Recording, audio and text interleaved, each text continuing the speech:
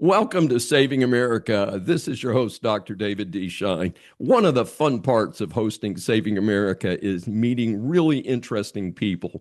Once you hear from our next guest, I'm sure you will agree that he is indeed an interesting person. Saving America welcomes Leeshai Lemish, who has been with the Shen Yun Performing Organization for 20 years.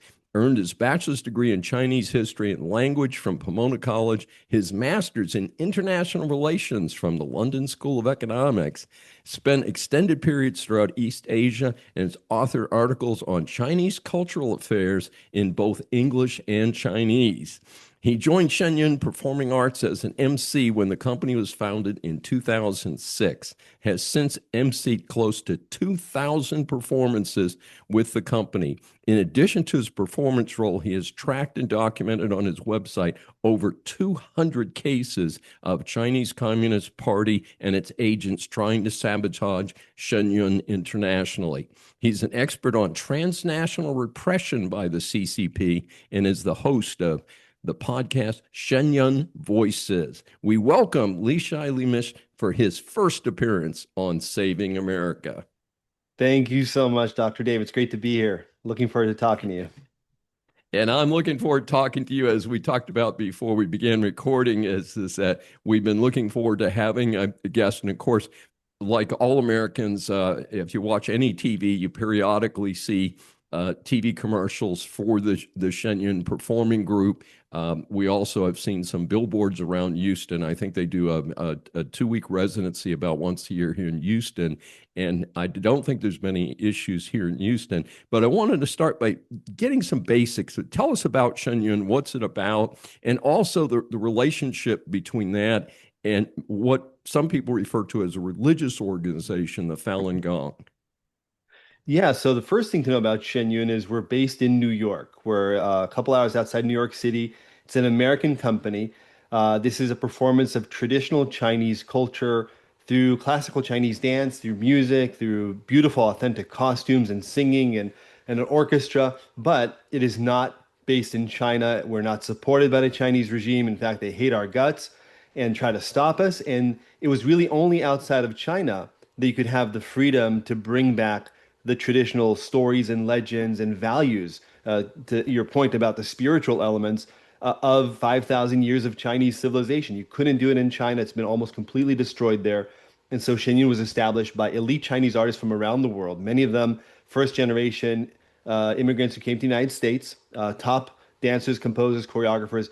They said, let's have our own performance that shows China before communism, as you rightly said, our billboards that are everywhere state, and also at the same time show what is happening with the persecution of people who practice Falun Gong. Falun Gong is a spiritual discipline. It's a meditation practice, very similar to some Buddhist practices. Its core values are universal. It's truthfulness, compassion, and forbearance. Those are the principles of practice. There's no worship or anything like that. It's at its core a self-improvement practice. It's about taking ownership of things in your life, improving yourself rather than trying to change other people. That's what the practice is about, and meditation. And the people who practice Falun Gong were the ones who started Shen Yun. Like myself, this is the meditation discipline that I do, and I knew about that long before Shen Yun was founded. And but in China, there were so many people practicing Falun Gong in the 1990s, about 100 million people, according to the Chinese government's own estimates. And the Chinese Communist Party, its leadership at the time, just woke up one day and said, "That's too many people. Too many people trying to be healthy and good people. We don't want that." They're believing something that's outside our ideological control. And the chairman of the Communist Party, Jiang Zemin, at the time said, "It will be the greatest embarrassment to Marxism if we cannot crush Falun Gong." So they pitted Falun Gong against Marxism and communism and atheism and everything else, and started this brutal, brutal persecution campaign, which I know you've covered in talking about the most notorious crimes of organ harvesting. And it's affected millions of people. In our company alone, we have 90 performers who have been directly affected by the persecution, have family members that were jailed, were tortured themselves, escaped persecution, were destitute and homeless, roaming around the countryside just trying to escape. These are top artists. And so it's a story that's close to our hearts. We depict it on stage. We were in Houston at the beginning of our tour. I was there this past season, around late December, early January, and that dance that we had because we have a new production every year. That dance that we had this past year really left a strong impression on people, and many audience members were talking about the performance depicting the persecution in China and the courage of the resistance to it as being the most meaningful and inspiring to them. So that, in a nutshell, is what we do. There's a lot more to it, but I could go on for a while about this. It's been 20 years of just this. Well, it's interesting to me, and I just have two quick observations. One of them is it tells you how weak communism and Marxism is, that they're worried about some people who do meditation. And I'm very familiar with meditation because I am a mediator, and sometimes people call me to do meditation, and I'm like, no, I'm the guys that kind of gets people together and solve disputes. We're not doing meditation. They can And I meditate tend after to the mediation. absolutely, and reflect on what you've done for the day. But for me, I tell people I have two speeds. I'm either awake or asleep. So I don't get to meditate because I meditate. I'd just be taking a nap. So So, you you can know, try these what things I do, happen. which is the coffee first and then the meditation after. All right. Well, I'll keep that in mind if I decide to take it up. Now, why on earth would the CCP have a gripe with Shen Yun? Now, I can understand, I still think it was silly for them to say, oh my God, this is the threat to Marxism. But why would they go on a campaign against Shen Yun? What's behind that? Right, and I think that's how we initially got in touch, as you heard about what was happening to theaters around the world. I think Vancouver, Canada Yes. was the latest example. So from the very beginning, when Shen Yun was founded, this is 2006, the Chinese Communist Party, through its embassies and consulates, through its secret agents and spies and cyber hacking programs and all these things that they do, propaganda, disinformation, have been trying to shut us down. They've been trying to sabotage us.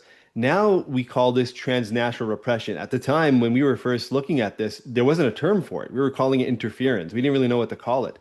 And that's basically just them saying, we don't want this in America. We don't want this anywhere. We want to have a monopoly on what you can and cannot watch. We in Beijing will tell you in Houston whether you can see this show or not. And of course, in America, this did not really work for them. For the most part, American citizens, the United States, you can't dictate that to us.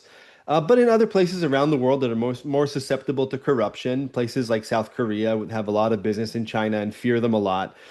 Some former Soviet bloc countries, we've had shows getting canceled because of this kind of pressure.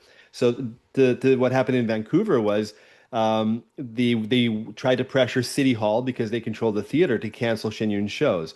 We've also been getting bomb threats.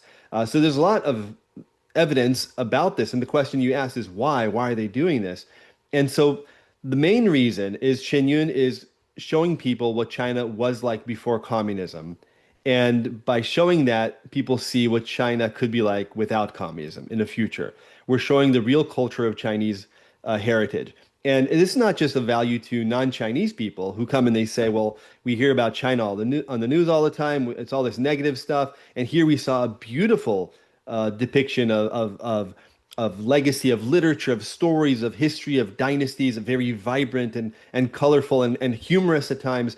And they say, these values that you show in the production, they're stories of courage and loyalty and integrity and faith and humility in front of the divine and these kinds of ideals. And they say these are not Chinese ideals only, right? These are common to any traditional culture around the world.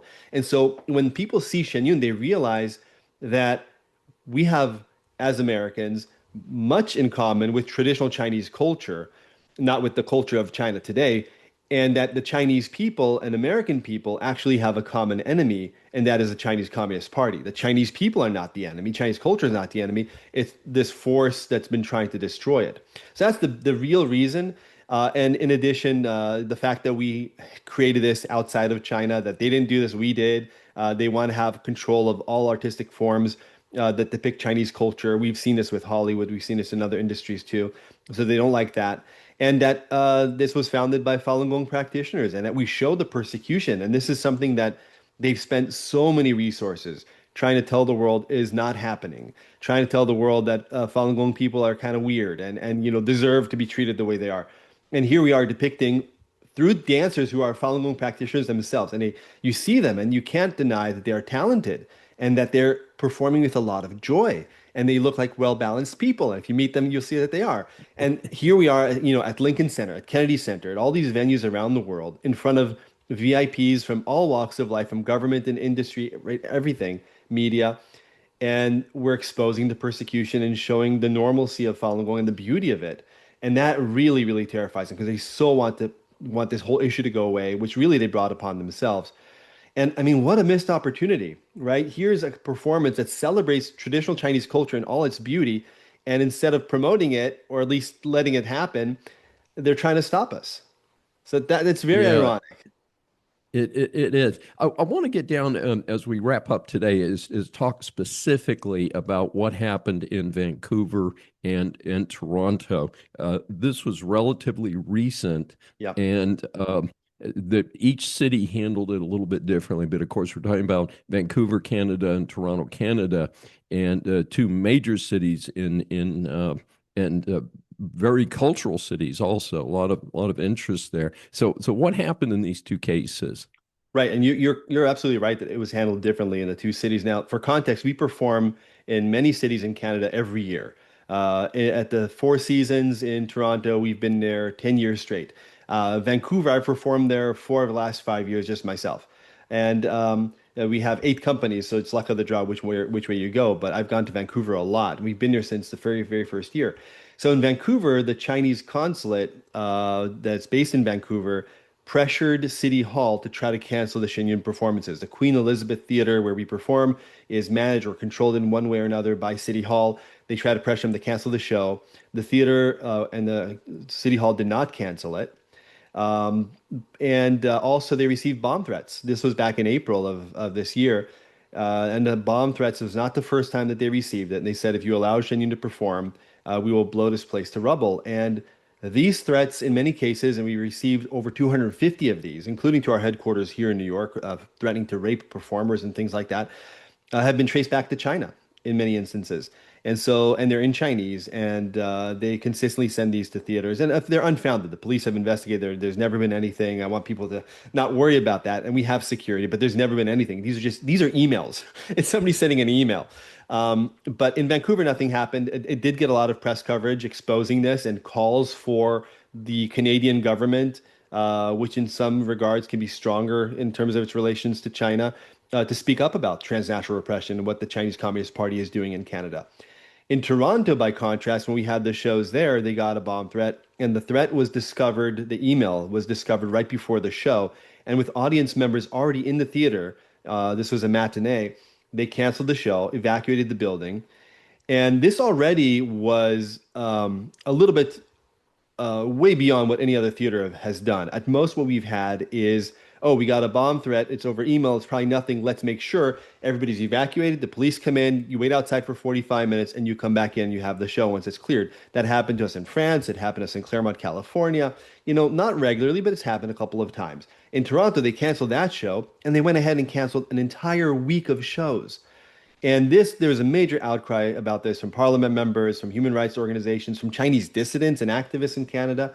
They said, this is ridiculous. You're basically letting people dictate by email what you can and cannot see in Canada. If I don't like a show, for whatever reason, all I need to do now is send an email saying I put a bomb somewhere and they'll cancel it. And so I think they kind of regretted it. I don't have any inside information as to why they ended up changing their mind, but they rescheduled the shows eventually. They're coming up the 25th to the 28th of June. So they were able to reschedule some, but of course, not everybody's going to make it. People flew over, especially just to see Shen Yun. That's very common. And so that was unfortunate. It's really the first time it's happened. And when we were in Texas, we were in Richardson outside of Dallas. We got a bomb threat there. San Antonio got a bomb threat there. It's kind of followed us around, but we have protocols. The theaters have been alerted that there's this kind of harassment, and it's a crime to threaten that you're going to bomb somebody or shoot somebody. And of course, these are just emails, but it's pranks. But they're scary pranks, and it just shows how far the Chinese Communist Party and its supporters are willing to go to try to silence people. Well, it's a very unfortunate situation. How can our audience get more information about you, your web activities, and of course the Shen Yun Performance Group? Well, about me specifically, you can go to leeshailemish.com. The easier way is to just search "Who is afraid of Shen Yun," and you'll see my website right there where all these cases are documented. Who is afraid of Shen Yun? To learn about Shen Yun, I would recommend going to shenyun.org. That's SHENYUN.org, and that's our website. You can see videos of what the production looks like, interviews with the artists. They have some amazing stories. These people are very, very talented, very sincere in what they do. And you can get tickets there if you happen to be in Toronto, and we will perform again from December until May of this upcoming season.